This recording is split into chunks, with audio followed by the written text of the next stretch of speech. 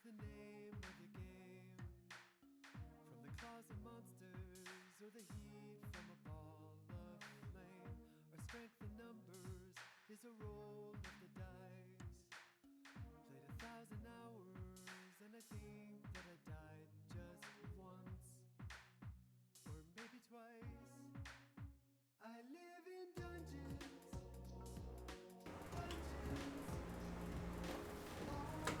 Good afternoon, good evening. This is Jonathan Albin, and this is NycosRPG. This is just an ordinary day in the world of Nycos, and we're going to try something new on Fridays. It's going to be kind of an introduction to the world of Nycos, and I'm going to do it in the form of a travelogue. I'm going to provide a little bit of information about a given location, area, region of the world of Nycos.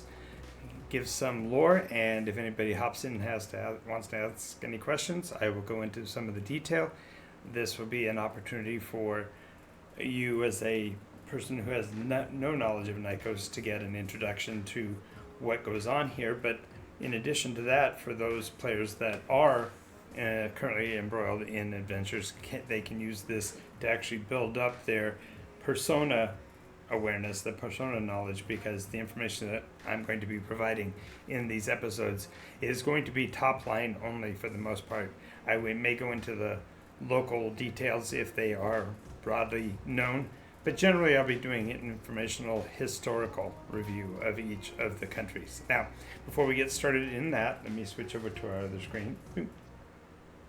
Today we're going to be talking about an ordinary day in Cenobia, and although that name may sound familiar to some, it may also be very unfamiliar to others, I will be showing you on the global map where the nation state of Cenobia is. I'll be giving some information about its history, its position in global politics, and possibly some top line on some of the adventures that have occurred there with games groups in the past.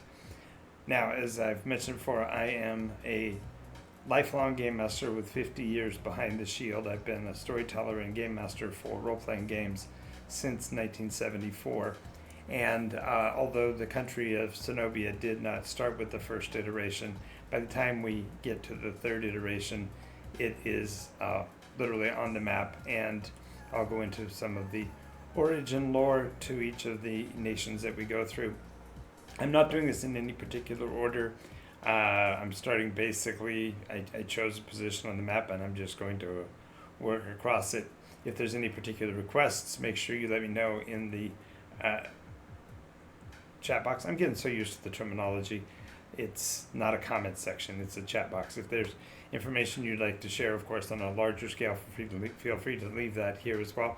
These episodes will indeed be getting onto YouTube because I want to get a larger audience to be aware of the world of Nycos. Now, for clarity, I am also the publisher of NycosRPG, and while the world of Nycos was the predicate for the development of the NycosRPG, it is not literally tied to it. So even though the lore is sometimes compelling, dynamic, interesting, and the like, it is not directly linked into the NycosRPG mechanism, because I intend for that to be an open template for those who are storytellers and game masters to build their own perception of what it means to be in a NycosRPG, and a lot more details on that on a different show. But today we're going to be talking about the nation state of Cenobia, and we're going to approach it, as the title says, just as an ordinary day. I'll be describing the goings on, the withers and wither twos and Y4s, as Samwise Games you might say. But I'm going to be going over the activities within the kingdom, and I may dance across some of the current politics that are boiling out of the capital city and such, but for the most part these are intended to be much more general in nature. So if you have never heard of Nycos before, this is a great place to get started. Welcome to Cenobia. So let's take a quick look at the map, if I can find my button to go to the map. I think, is it? There's the map. All right. So if you see where the big green check mark is, That's what I'm going to be using to indicate where the conversations are. The nation state of Zenobia centers on the capital, which is the city named here, Tenerife. And we will go more into the politics of that. But I just wanted to give you an overview of where on the map we are talking about. It's one of the southernmost regions, and therefore the most tropical. It's basically, imagine Southern California in terms of climate without so much desert. Although the map doesn't show colorations properly, that's partially because the life forms on Nycos don't conform to our understanding of photosynthesis and the like. We'll go more into detail on that, perhaps on an entire show on the biome or the biosphere that is Nycos. But suffice it to say, it's a warm to very warm climate, generally fairly dry, with occasional storms, and of course in this case I'm speaking of natural normal storms, not necessarily the more dynamic temporal storms of which the current iteration is becoming increasingly familiar. But let's switch back to the other map, because I want to be able to see myself talking to you. So there we go. All right, so an ordinary day in Zenobia.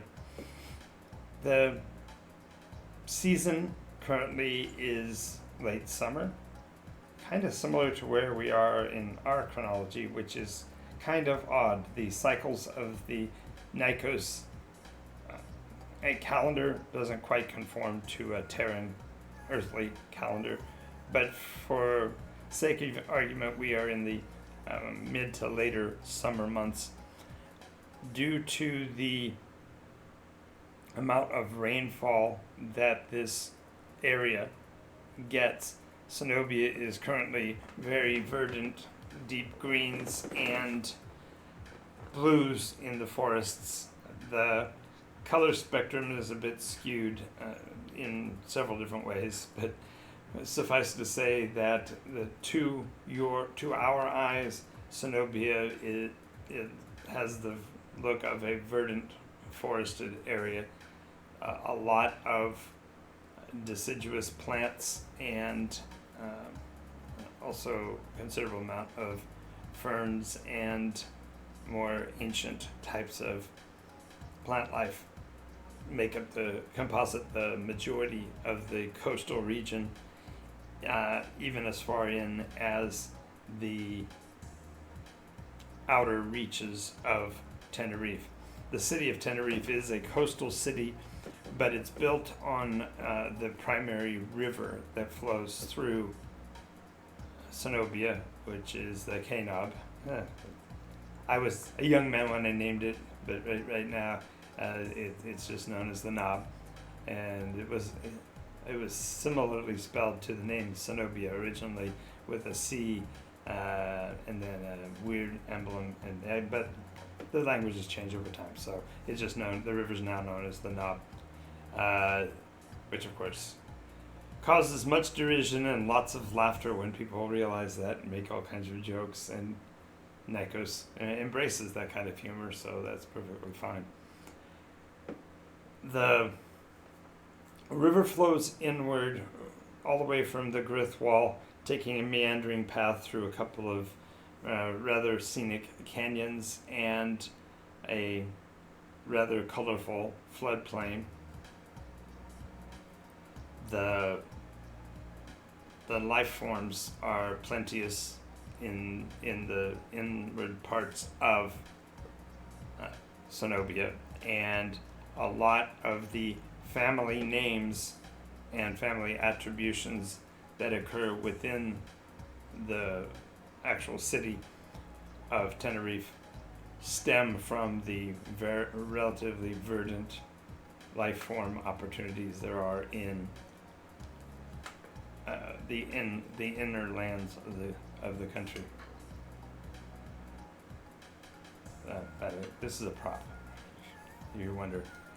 I like the appearance, but when I'm on camera, I'm not utilizing it for a pipe, tobacco pipe or anything. It's just a prop. So if it bugs or offends you, make sure to let me know, and then if it becomes problematic, I'll take it out and not use it. Reason why I'm fiddling with this device here is it's got my notes, and I didn't have them prepared before we got started. So, as the saying goes, un momento, por favor. Now, the region of Cenobia in history, if we go back to its founding, it was originally founded by a conclave of clerical nature and was named Thokra as a principal, as you can probably guess from that, theocracy. And here we go. Alrighty, so we are going to be talking about the life forms within the forested area, and so I'll be going over those piece by piece here in a minute. But as a theocracy, it was known as the city of temples and towers because the area was discovered in a settler surge coming from the Middle Kingdoms following a collapse of the central governments under a regime that was at that time simply called the Heptalian, and we'll go back into the Heptalian discussions in a later video. But in the case of the rise of the Heptalian, this sevenfold kingdom, and the subsequent collapse of the more civilized Middle Kingdoms led to I wouldn't say it was a forced pilgrimage, it was more a desire to find a homeland where their religious views wouldn't be punished. The new regime under the Heptalian outlawed religious faith of any sort and punished those who were advocates of this deity or that deity with forms of abomination towards those faiths, specifically to undermine them. And that just simply did not go over well with the powers that were. And so the fleet of vessels that departed. Now, for clarification, NycosRPG, since the second iteration, has had a contiguous coastline that had been explored. So it wasn't that they were discovering a new land; they were discovering something that at the time was known as the Southern Wastes. And yes, probably because I was young and very much influenced by, at that time, the sword and sorcery themes of motion pictures and stuff, imagery of Hyperborea and the lands of Kull the Conqueror and Conan the Barbarian and such played a big chunk of influence on the adventures in that time. And so these this explosion, if you will, of new religions in the area at that time christened to be Thokra was rather, I guess you would say, enlightened in that these various temples, although they were being edified and consecrated in the names of various religious deity, they were not at odds with each other, and there was not any internecine conflict, which meant therefore that you literally would come into the city and would have virtually the equivalent of money changers taking one form of sacrificial giving and converting it to a monetary exchange system. and this became highly profitable for those people who were in positions of religious control. In all honesty, in that time period, historically, the game masters that were involved, the players that were involved in the games, were not there in particular to advocate for one priesthood or another. They just wanted an access point that would be convenient to them for all of their faiths while they went exploring this vast, unsecured area known as the Southern Wastes. The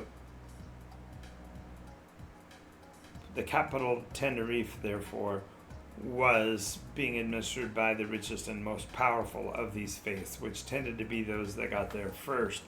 And so they were pantheistic, and therefore, when a person came to the city, they would be accosted, if you will, by the priests of that area. Now, recall we're talking about an area that is basically within the tropical zone, and at this time there had been a great cataclysm at the end of the first iteration, which had left the area of the wastes devoid of most forms of life, and so it was much more of a desert than you would find it to be today. Although some people would argue that politically it's far more of a wasteland now than ever was. But in terms of the actual personnel and the people that lived in the area, the cities were supported richly by those who were bringing trade in and commerce in from the outer realms, much of it being donated because of the work of the organized religions that were operating and, in truth, for the most part, competing for land, for resources. So as it was a dry and arid area, one of the most instrumental groups in that second iteration carrying out these missions of benevolence were the Jubilethans. Now, we've touched on who the Jubilethans are a few times, but in the era of the second iteration, their founding followed a festival known as Jubilee, and the sons of the person who held that or administered that were all descendants and close relations to a warlord who was seeking the form of Godhead, whose name was Jubal. And so the sons of Jubal became those who were known as the Jubilethans. They were the ones who were basically driving this almost enforced party environment. The deity or the personality of this Jubal was very bacchanalian. He was very much like a Saturn figure in terms of just enjoying life, not really advocating for warfare or strife, but cajoling and convincing people through entertainments and diversions. Granted, there was a large number of people who were involved with the earlier movements of the Sons of Jubal who were criminal in nature, and therefore the Jubilethans themselves start to develop this reputation for being troublemakers and criminals, gypsies, traps, and thieves, as the song would say. At that time, the very idea of the Romani culture that today prefers not to use that word were not vocal about it, and as a youth in that time frame, I sound like I'm apologizing, but I'm just simply presenting the conditions of the time. The idea of the gypsy caravans and these trade confederations that traveled in wagon form and provided community entertainment services from place to place were romanticized. They were something that was actually greatly desired to be a part of, and therefore, with the development of this concept of the tribes of the Sons of Jubal, these Jubilethans traveling around, it quickly evolved from a archetype of the Terran equivalent to a world-specific and arguably culturally identifiable group. And nearly every nation, even the Middle Kingdoms and even the Conclave and the other areas of the world of the second iteration, who generally weren't privy to global awareness, nonetheless had interactions with, and in many cases treaties and agreements with the Jubilethans to allow safe passage through a variety of boundaries, and so therefore they made optimal support for espionage, spy units and such like. And this led, therefore, during the second iteration to a romanticization of what it was like to be a member of the Jubilethans. They had special training and special skill trees. This is far back enough that the restrictions and limitations of what a game master could or couldn't do were basically non-existent. And although the adventure was written and played out in Dungeons and Dragons and Advanced Dungeons and Dragons over time, there was already the identifiable recognition of this being specifically for the games that I played in. There were several maps made of the area of the temples that arose during the second iteration. They were rediscovered in the fourth iteration and hinted at in the seventh, but in the last couple of iterations, very few people have actually searched out or inspected the actual temple grounds. That portion of Cenobia was not actually what is now known as the capital city of Tenerife, but rather considerably further inland and north. So the locales for these ancient tombs and temples is still pretty good fodder for those that want to explore and discover really, really old things.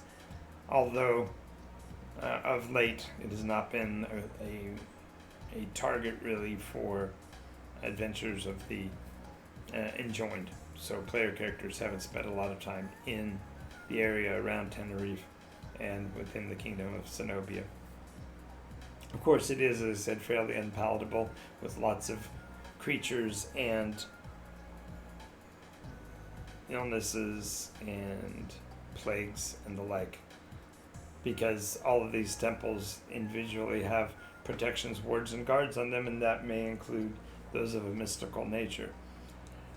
Although in the last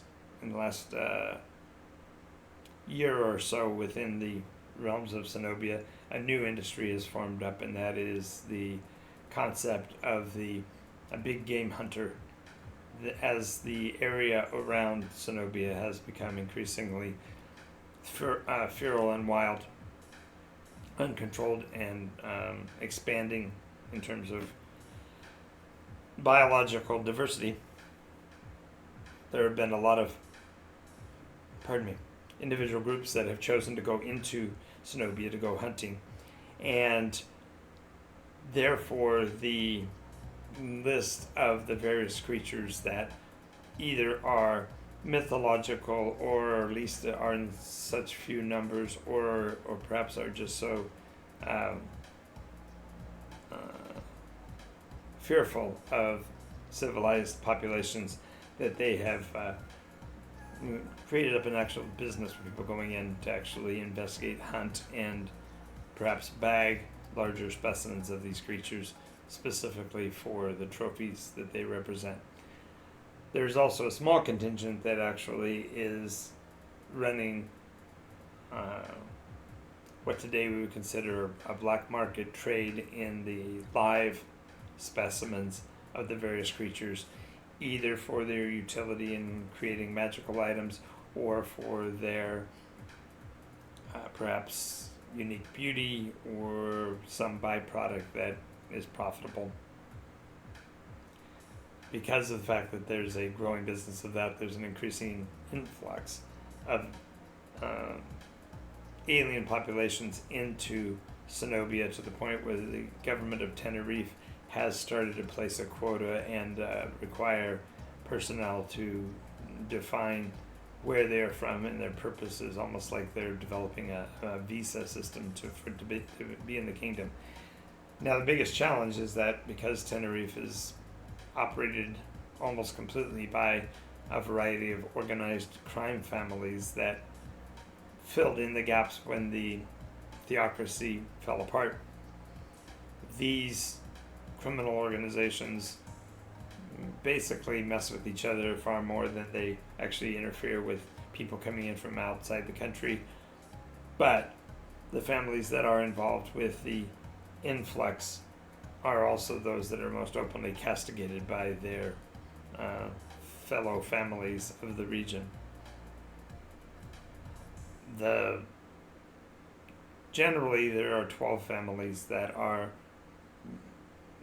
holding sway, holding court, if you will, in the city of Tenerife, and for the most part, their boundaries stop at the city limits, in that they are much more involved with international politics and making agreement with other nations beyond the boundaries.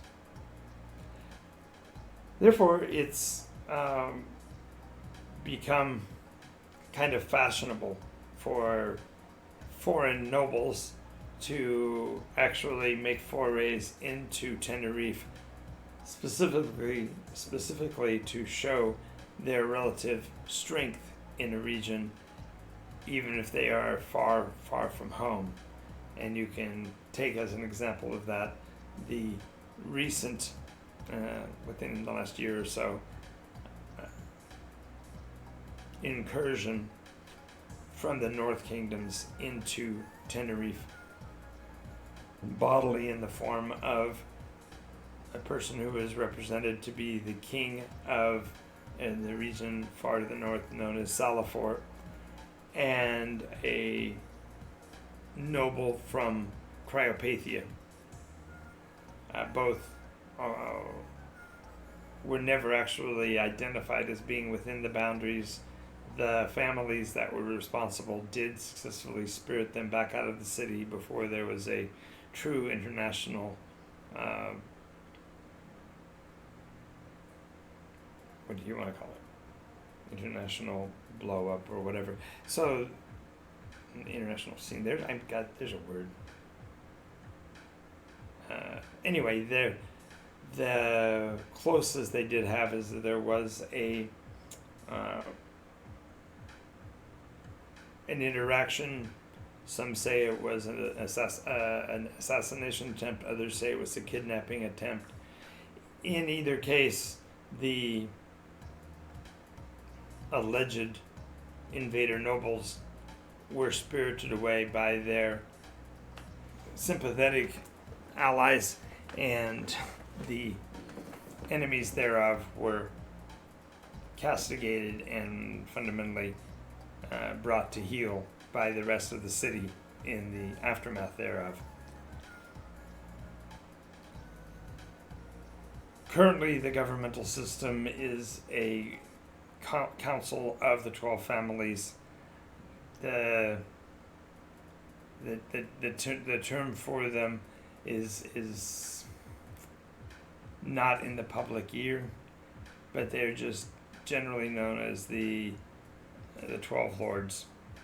Of course, each individual one has a cultural icon as their operating name, and that tends to associate with the species of the area. And so for the next couple of minutes, I'm going to kind of go over the variety of beings that these species represent. And I think you'll be able to see some of the characteristics of the culture involved by looking at them. So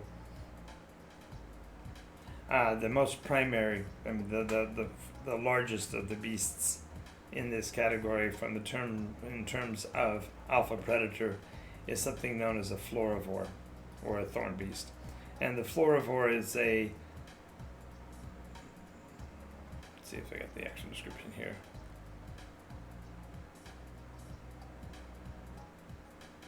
Okay. It's a florivore beast is a mythical creature that roams the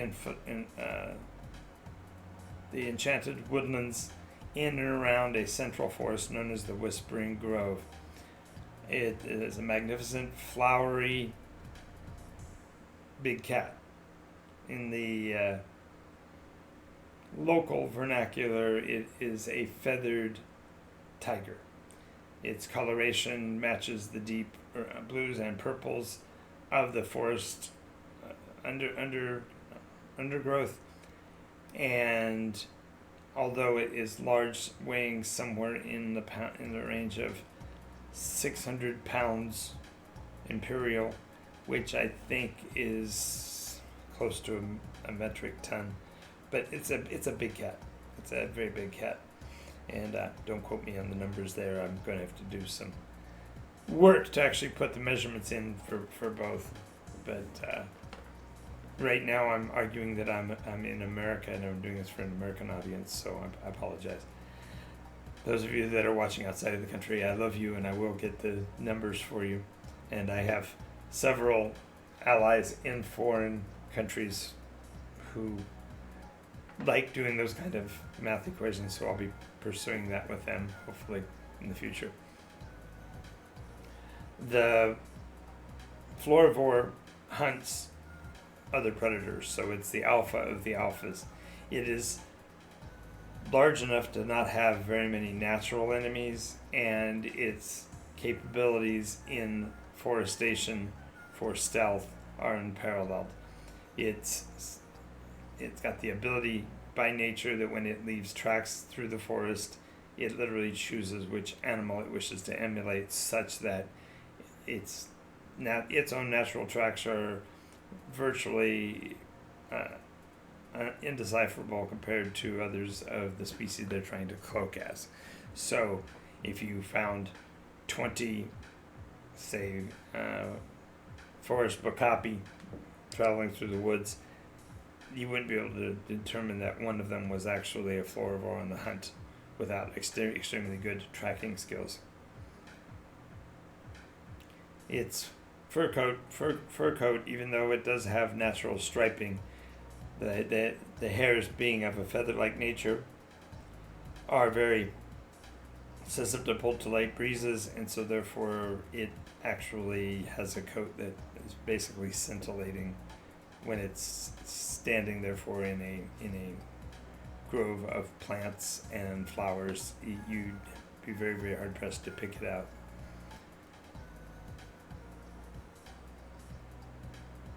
It is also a pollinator simply by its penchant for rubbing up against trees. The idea that, like a large cat might, a large domestic cat might rub up against your leg or against pieces of furniture, so too does the thorn beast, and in the process helps to pollinate and cross-fertilize the plants in the forests that it lives in.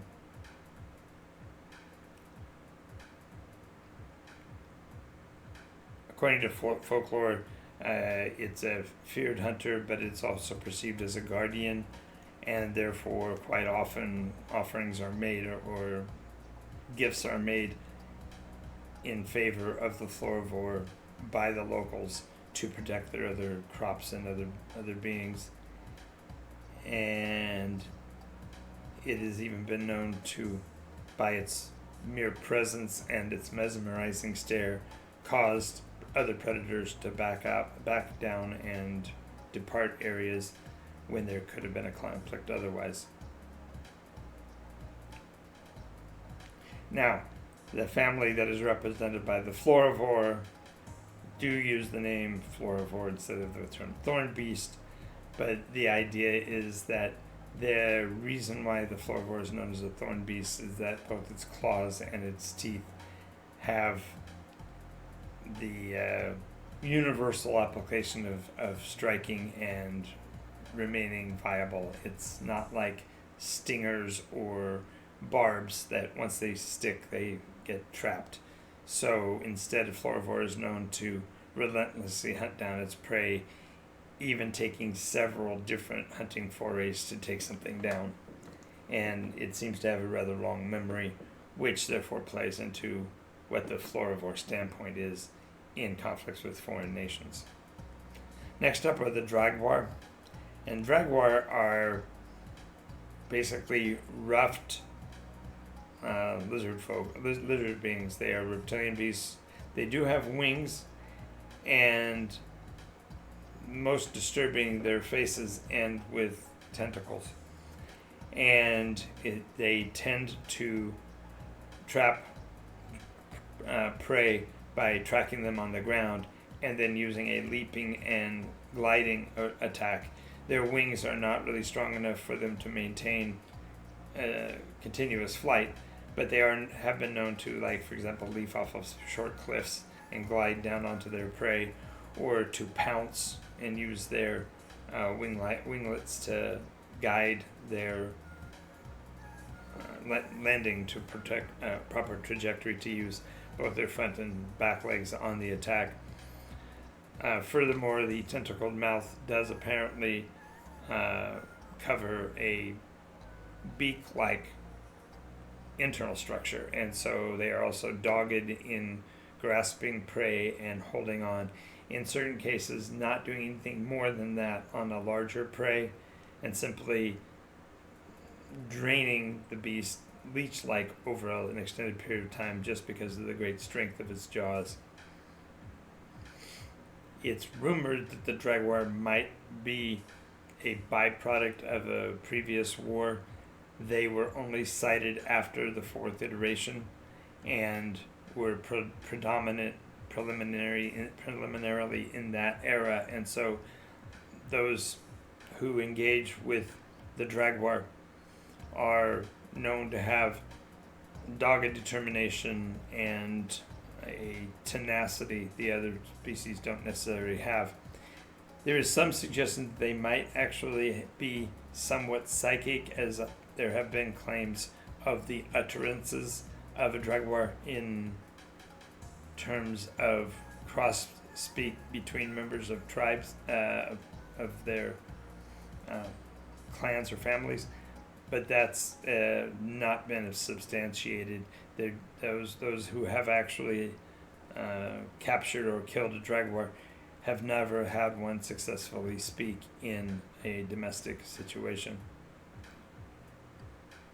The next of the large predators are the liorn, and the liorn basically seem to have stemmed from old lines of the brass creatures known as the dragon. They are unfortunately rather rotund, and although they are particularly fierce when they massively outnumber opponents, they have been known to turn tail and run when they are outnumbered themselves. They hunt in familial packs, generally letting the females be the primary hunters, although the most powerful effect that the liorn have is its massive cry, which generally comes from the males. So their sound is somewhat like a baying yowl. Generally, when the alpha of the pack tribe family cries out, then the others echo in a harmonic way, amplifying the effects of the primary voice. Okay, so now we're going to move down the scale from those were the major primary predators. This next group are you almost call them the nuisance factor families. They are more numerous, but they also tend to be a little bit more specialized. The first of these is known as the tessera. It's a otter-like being that also has the same glide type wing mechanisms of the jaguar we mentioned earlier. They are rapacious hunter-gatherers, but they tend to hunt and gather nuts and berries, not flesh, and although they are opportunistic eaters and will on occasion attack a weak or compliant small prey, they generally are much more involved with the gathering of not only foodstuffs, but they also tend to hoard and appreciate sparkly and shiny objects. So a Tessara's hoard, Tessara's dwelling place will generally be stuffed full of perhaps useless, perhaps not, bits of the equivalent of flotsam and jetsam of small shiny type. These are known to meddle in the affairs of others, so they are also, I didn't mention, they are also oviparian, so they tend to go in and steal the eggs of others, and in certain cases have actually acted as surrogate parents if the egg size was complementary to their own, and even to the point of having full-grown animals of other species hunt with it, as the Tessera aren't really known for their particular loyalty to their clan, so to speak. As a matter of fact, conversely, several Tessera have been found in the nests of others, having basically climbed into a nest of a different creature, and then were able to, at least for a time, fake the would-be parents into caring for them as well. This has a lot to do with the fact that they are not necessarily the cleanest of animals and tend to pick up the aroma of other things. So if they climbed around in a nest of an Elephantis or something, then perhaps the Elephantis, not aware of what they have, might actually raise the Tessara for a bit. Oh, speaking of which, the Elephantis is the next of the species, and these are huge, slow-moving, predominantly river-dwelling mammals. The Terran equivalent would be something along the lines of a hippopotamus, but the Elephantis is also known for having a rather prehensile nose, not quite to the idea of the native species here on Terra, the elephant, but their noses are pliable and actually can be manipulated almost like a fingerless hand, so they've been known to pick up and carry things. That nose of theirs is also their stock in trade because they are known to be impeccable trackers and have considerable memory, and they've been known to track an opponent for literally weeks to exact revenge on that creature for whatever perceived slight. Now, in the case of most of the species that I'm speaking of, they are all of animal species, animal intellect or lower, but they have a cunning that sometimes is unnerving to the point of seeming almost like they're sentient species. More than likely has everything to do with the fact that these were primary spillovers from the area of the Fey at some point in the past. But these particular herbivores, although they are not carnivorous in any kind of way, are known to hunt down and actually stomp their prey to death, usually in a way that would seem to leave a memorable condition, such as stomping a creature in its own lair and that kind of thing. The next are the Cranath, and the Cranath, and I might be pronouncing it wrong, this term has changed from the Terran language into the Groll language, and now back through the Sekgen into another form of common. But the Cranath, or it could be Cheranath, the Cranath are large fox-like beings. Now, they are an interesting species. They actually have a very sticky web-like material that they excrete as saliva, and therefore they have mouthed or gummed over their prey to coat them in this webby, strong material. But they've been known to use it to create web traps, for lack of a better term, snares across open spaces and such in order to catch small dragawar or even true dragons, which is a pretty tough deal. But these creatures are large rather than small, so consider this to be a fox that would go up against a wolfhound in its size. Their mark is their trap mechanisms, and therefore the Cranoth family are also known for their construction of and utilization of very complicated snares and traps to deploy against their opposition. The next are the Dayandin, and this is an interesting snake-like creature. Now, it actually is very rare in the predominantly swampy areas and jungle-like areas I've mentioned, but in the farther north areas where the last of the Southern wastes literally still has a bit of a foothold, they are a form of sand snake. Their bite is so subtle that most people won't realize, and creatures won't realize they've been bitten until a few minutes to a few hours later, they just keel over. They are one of the most lethal of the creatures of the realm, but the Dayandin are not associated with doing so for vindictiveness, so they in most cases represent happenstance and coincidence and subtlety, not direct vicious intent. As a matter of fact, the Dayandin, although they are venomous, do not use the venom in the pursuit of their prey, but rather utilize it only as a defense mechanism. And certain of the Dayandin species not only have a mouthful of teeth, but they tend to have a central lower spine with tendrils that are also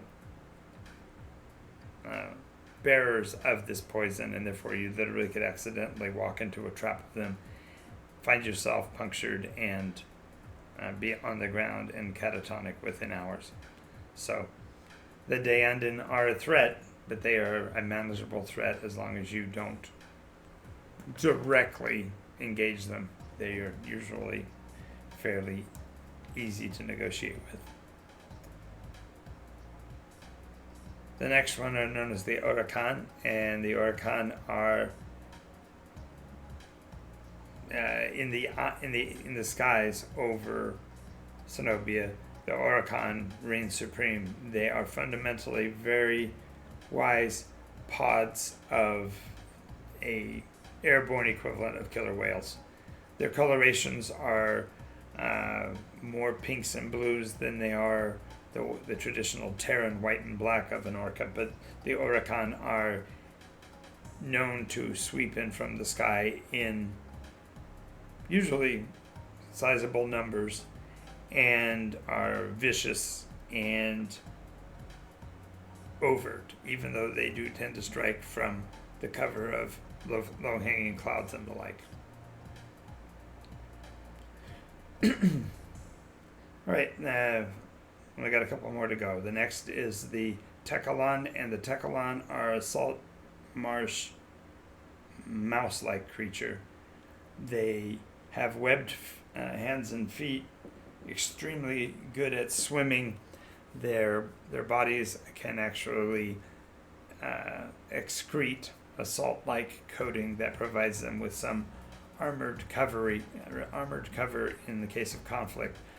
And so therefore they are just basically known as opportunists. They are big in the trade business because they are themselves such great consumers of items, and they've got a great love of creature comforts, so their nests are usually lined with an exorbitant amount of feathers and such, and they do actually have one of the few naturally developed means of air conditioning in the region of Cenobia. Finally, the last, looks like I got now two more that are primary families, and then there are the ancillaries. But the last two primaries are the Jagaela, which are an they are the most malleable. They change the most times. They have an adaptive lifespan that goes from a leather type egg sac into a airborne moth-like being that then later, once it's reached its first storm and bad weather, transforms into a large toad. And it may pass through other stages, but these are the only ones that which are known. And in the culture, the Jagala are the unknown. They are wild cards and have been known to work on the side of all the other families at different times. And fundamentally, no one directly trusts the Jagala because they may or may not be on your side at any given moment. And finally, the, if you will, the final species of the 12 is the Aethera, which are owl-like birds. The Aethera emit psychic signals, the squeaks of mice, the cries of infants, and that kind of thing, in order to lure their prey out. And they are also known, therefore, for being socio-political predators. They tend to take prisoners, do a lot of kidnapping, espionage, meddle in the affairs of others. Let's see, 1, 2, 3, 4, 5 more. These 5 are not families of the city, but have gained credibility within the culture by being outsiders who proved themselves enough to be included. So the first of these are known as the osprey. And the word osprey, of course, is a word that's usually associated with raptor birds. And these are raptors indeed, but they spend most of their time aloft. So they fill the geoeconomic or geobiological categories like albatross. They tend to consume large numbers of insects. They are opportunistic eaters, so they'll also eat, they're oviparian, they'll eat the eggs of others and such like. But they have the capability of traveling over extremely long distances and have extremely good eyesight. So culturally, therefore, they are your scouts and spies. Even if you are of a different family, you will be working with the osprey to find out information about what's going on in other parts of the world. The next are the Zarin, and the Zarin are a bluish-black bear-like creature, but they protect the unprotected young of others. So these and the earlier mentioned, I think it was the Tessara. The Tessara and the Jarin tend to crisscross a lot. The Jarin are much more support animals, much more defensive and protective, whereas the Tessera tend to be more adventurous and outward facing. So quite often, if there is the saying goes, if there's a lizard, there's a bear, because the two of them work together quite a bit.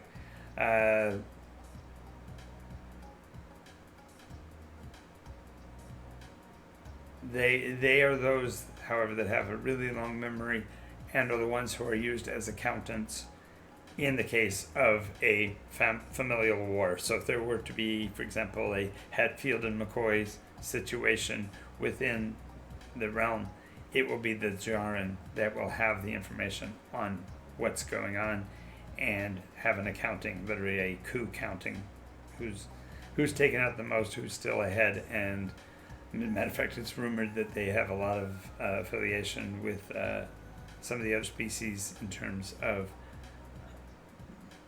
gambling and bartering based on the sway of these various family versus family conflicts.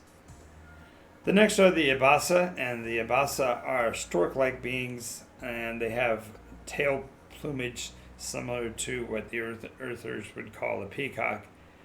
But they have extremely detailed ritual dances, not only for their finding of a mate, but for challenging an opponent and such. And so therefore, the Ibasa are those that stand on circumstance and basically hold the lines. In the case of the council, they're the ones that basically call the Jarin in for the time to record the meetings, the times of the meetings and such, to maintain the overall operations of the Council of 12. Penultimately, we have the Salamor, and these are sloth-like tree-dwelling turtles. Not exactly fast, but extremely territorial. So if you come into an area where you find them, they may not avenge themselves on you for decades, but when they do, it will be complete, and they pull no punches. And then finally, the Velastor. And the Velastor are where fundamentally all of the others are destructive. The Velastor are beaver-like building rodents whose point in the external life of the life cycles of the entire area of Cenobia is these are the ones that actually rebuild the dams that prevent overflooding in the later seasons during the floodplain and that kind of thing. And then, there is one more. One there is that is not one. The final one is known as Jaring, which are flying magical reptiles. They live in the rocks and rills, and because of the fact that they are actively propagating hallucinogenic materials with their tiny breath weapon, they're thought to represent corruption, because if there is a Jaring in the works, something fishy's going on. So, well, that's the name of the game as far as the species are concerned. We're almost to the end of the first year. The one other thing I'll say to you about travel in Cenobia is that this is the only place in the world of Nycos where you can actually purchase life insurance policies. You have to provide a biological sample, usually a finger, and they then will, upon proof that you have passed on, will actually reconstitute your body through their magics, reestablish your memories from their connections in the Jarin, and finally put you back in your own community. Highly speculative business, lots of ins and outs and criminal behavior going on within those companies, as it is a form of economic racket. But most of the very, very wealthy of the world of Nycos do bear at least one policy with the peoples of Cenobia and in the city of Tenerife itself specifically. Already, we will be ending this episode. I want to thank you for your time and for sticking with me throughout this. If there's any questions you have about the world of Nycos, you can check out the lore at NycosRPG.info, and you can learn about the Nycos role-playing game and actually purchase a copy if you wish at NycosRPG.com, and that will be found in the shop section of that website. Thank you again. If you like what you've seen, make sure you follow us here on Twitch, and if you haven't yet, take a gander at our YouTube page at NycosRPG.com, and we will see you in the next episode.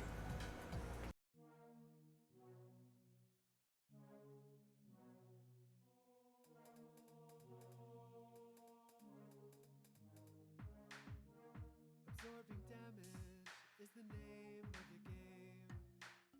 From the claws of monsters or the heat from a ball of flame, our strength in numbers is a roll of the dice. Played 1,000 hours and I think that I died.